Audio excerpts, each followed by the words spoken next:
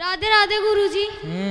गुरुजी मेरा आपसे प्रश्न है कि जैसे हम कान्हा जी को, लड्डू गोपाल जी को कहीं लेके जाते हैं तो कुछ लोग कहते हैं कि उन्हें ले जाना सही नहीं है, तो क्या वो सही कहते हैं? तो किसी ने बताया कि भगवान की मूर्ति है, इसी की पूजा से तेरा मोक्ष हो जाएगा। हमने वो भी शुरू कर दिया। ये भूल थी, ये गलत था। मूर्ति बुरी नहीं, मूर्ति की पूजा गलत है। नमस्कार दर्शकों, स्वागत है आपका हमारी आज की फिर से एक और नई महत्वपूर्ण वीडियो में। दर्शकों, आज हम फिर से लेकर आए हैं आध्यात्मिक ज्ञान चर्चा दो संतों के बीच में, जिसमें एक तरफ है अनंताचार्य जी महाराज, दूसरी तरफ संत रामपाल जी महाराज। दर्शकों, आज की वीडियो छोड़कर बिल्कुल भी कहीं मत जाइएगा, क्योंकि आज की वीडियो में अनंताचार्य जी महाराज जी की भरी सभा में उनकी एक छोटी सी शिष्या ने महत्वपूर्ण सवाल किया है। उन्होंने यह सवाल किया है कि हम लड्डू गोपाल को कहीं भी ले जा सकते हैं या नहीं ले जा सकते हैं।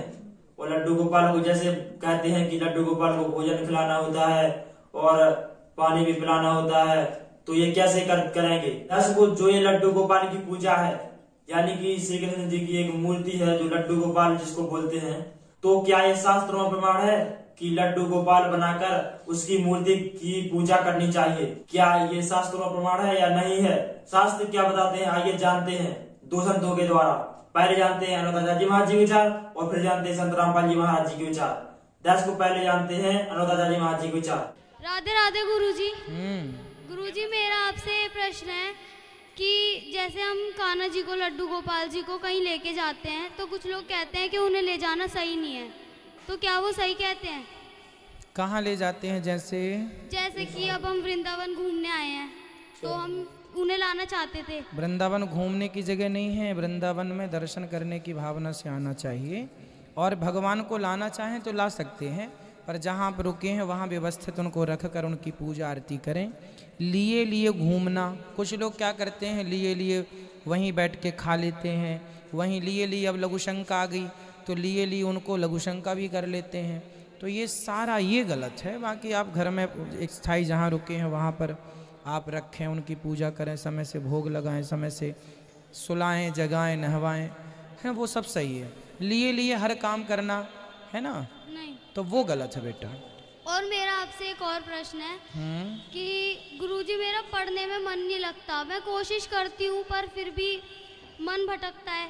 कहाँ जाता है मन भटक कर? इधर उधर की बातों पे, और ध्यान पढ़ाई पे नहीं लग पाता। तो इधर उधर की बातें कौन करता है आपके घर में ज्यादा? जैसे कि अब कुछ भी हो रहा है घर में तो वहाँ ध्यान चला जाता है, ध्यान पढ़ाई में लगता ही नहीं है। तो आप थोड़ा सबसे अलग बैठा करो ना, जहाँ आपको सुनाई ना पड़े, और जो इधर उधर की बातें करें उनके पास मत बैठो। भाई कुसंग करेंगे तो कुसंग प्रभावी तो होगा, इसलिए विद्यार्थी जीवन में किसी से मतलब नहीं रखना चाहिए, ना माँ से, ना बाप से, ना परिवार से, ना जमाने से, केवल पढ़ाई से। यदि सबसे इसलिए पहले के लोग ना पढ़ने के लिए गुरुकुल जाते थे दूर, ना माँ की चिंता, ना बाप की चिंता, ना घर में क्या हो रहा क्या नहीं हो रहा, सबसे बच्चे हट जाते थे, सिर्फ पढ़ते थे। अब घर पे ना रहते हैं, अब घर पे माँ बाप लड़ रहे हैं तो वो भी बच्चे सुन रहे हैं, तो विचलित हो रहा है। इसलिए बेटा अपने को एकांत में ले आओ और घर में सारी चीज़ों से मन हटा लो। माँ बाप लड़ रहे हैं या वो क्या कर रहे हैं, क्या कह रहे हैं, सबसे पड़ोसी क्या कह रहे हैं, सबसे मन हटाओ। आपको सिर्फ विद्यार्थी के लक्षण यही है कि सबसे मन हटाकर सिर्फ पढ़ाई पे मन लगाए। राधे राधे गुरु। इसलिए पहले के लोग कितने साइंटिफिक थे कि विद्यार्थी पढ़ने दूर जाता था गुरुकुल में, कोई झंझट ही नहीं है। दर्शकों, अब जानते हैं संत रामपाल जी महाराज जी के विचार। पुण्यात्माओं, परमात्मा ने ऐसी गहरी और गूढ़ रहस्य की वाणियां हमें सुनाई हैं, बोली हैं, लेकिन इन काल के दूतों ने परमात्मा तक हमें नहीं पहुंचने दिया। नकली संतों, ऋषियों, महर्षियों ने। इसलिए परमेश्वर ने स्वयं आना पड़ता है। स्वयं आए थे 600 वर्ष पहले, सन 1398 में, ज्येष्ठ सन 1455, विक्रमी संवत 1455 ज्येष्ठ सुदी पूर्णमासी को, यानी जेठ उत्तरते की पूर्णमासी को सुबह सुबह परमात्मा काशी शहर में बने हुए एक लहर तारा नामक तालाब में विकसित कमल के फूल पर आके नवजात शिशु रूप धारण किया था, सतलोक से चल कर आए थे। एक नीरू नीमा नाम के जुलाहा पति पत्नी स्नान करने के लिए सरोवर में गए थे। सुबह सुबह बच्चे को ले आए थे अपने घर पे। वो जुलाहा थे, जुलाहे का कार्य करने के कारण परमात्मा भी जुलाहा कहलाए, यानी कर्म से ही जाति बनती है, कोई जाति जन्म से नहीं होती। तो वो परमात्मा 600 वर्ष पहले आए थे और परमात्मा परमेश्वर जो लीला किया करते हैं वो तो परमात्मा वैसी ही लीला किया करते हैं। जैसे सूर्य उदय होता है तो अंधेरे का नाश किया ही करता है, ऐसे ही परमात्मा, ये लक्षण है, ये उसका सूर्य के बारे में, ये सूर्य के गुण हैं। तो ऐसे ही परमेश्वर के गुण हैं जो वेदों में, गीता जी में लिखे हुए हैं।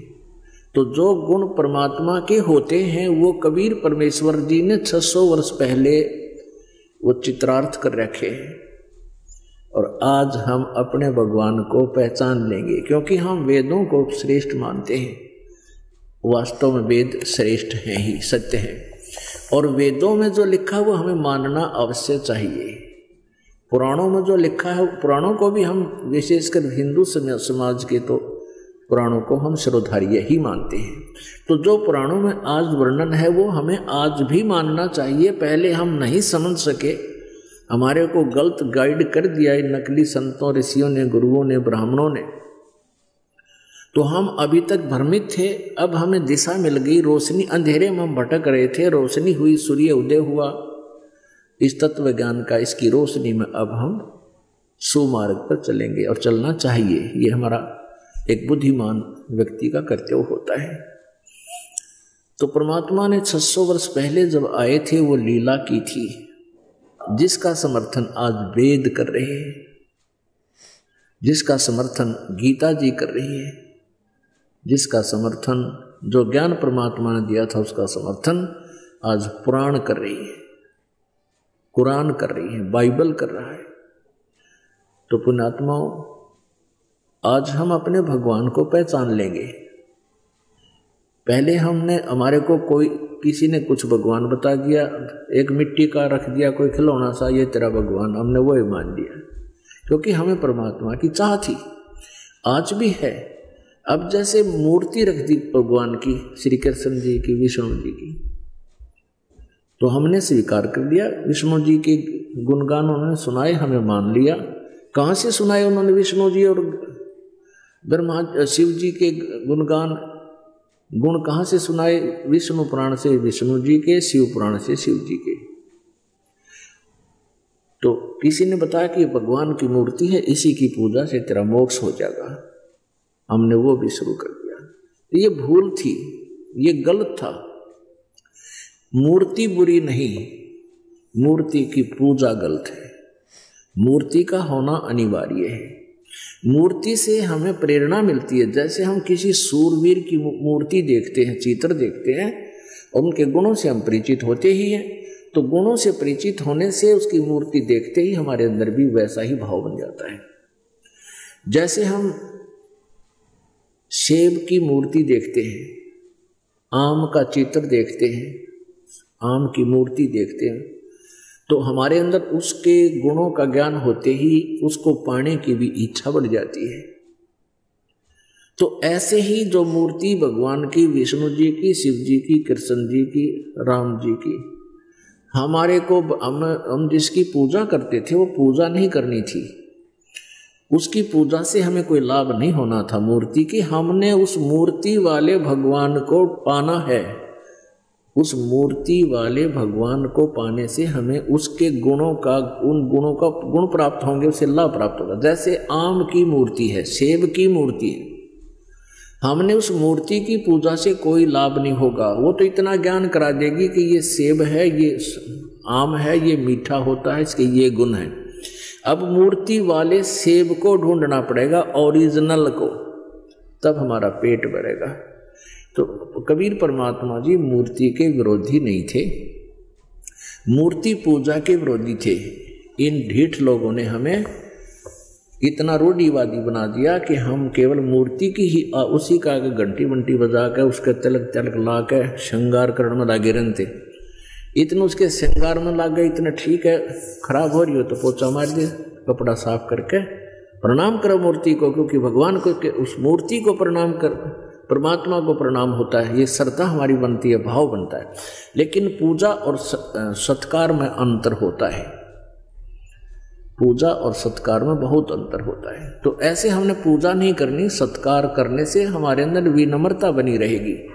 भगवान सामने दिखाई दें जैसे मूर्ति है और सामने भगवान ही आ जाए तो हमारा वैसे ही भाव रहे जैसे मूर्ति नहीं, ये परमात्मा आखड़े हुए। लेकिन लाभ मिलेगा भगवान से ही। वो मिलेगा कैसे परमात्मा? उसके पाने की वे ऑफ वर्शिप गीता जी में बहुत अच्छी वर्णित है। जैसे गीता जी अध्याय नंबर 8 के श्लोक नंबर 13 में कहा, गीता ज्ञान दाता ब्रह्म कहता है मेरी पूजा करनी है, मेरा केवल एक ओम मंत्र है, बस, नथिंग एल्स। और 8वें अध्याय के 3 श्लोक में जिस परम अक्षर ब्रह्म के बारे में बताया है उसकी पूजा करनी है, तो 17वें अध्याय के 23वें श्लोक में कहा कि ओम तत्सत इति निर्देश है ब्रह्म त्रिविध समर्थ है। उस परमात्मा के यानी परम अक्षर ब्रह्म के पाने का ओम तो सीधा ही क्लियर है, स्पष्ट है, और तत् और सत ये दोनों सांकेतिक गुप्त हैं। ये दास बताएगा, वास्तविक ये कोड वर्ड है। तो ओम और तत् ये 2 अक्षर मिलकर के सतनाम बन जाता है। ये सतनाम कोई जाप करने का नहीं है। और ये ओम ब्रह्म का जाप है, ये तत् सांकेतिक जो दास बताता है, जिसको सतनाम प्राप्त है उनको पता है। ये परब्रह्म का जाप है, यानी अक्षर पुरुष का जाप है। और सत ये परम अक्षर ब्रह्म का जाप है, यानी ये गुप्त है, ये कोड वर्ड है, ये दास बताएगा। हमने उस परमात्मा को पाना है, मूर्ति से कोई लाभ नहीं होगा। हमने उस परमात्मा को पाना है जिसकी हम खोज कर रहे हैं, जिससे हमें पूर्ण लाभ होगा। अब गीता ज्ञान दाता कहता है कि तू सर्वभाव से उस परमेश्वर की शरण में जा जिसकी कृपा से तू परम शांति और शाश्वत स्थान यानी सतलोक को प्राप्त होगा। हमारे को इन लोगों ने इतना भ्रमित कर दिया कि हमने किसी ने कुछ भी बता दिया, उसी को गॉड मान लिया और हम वहीं पर अपना जीवन बर्बाद करके चले गए।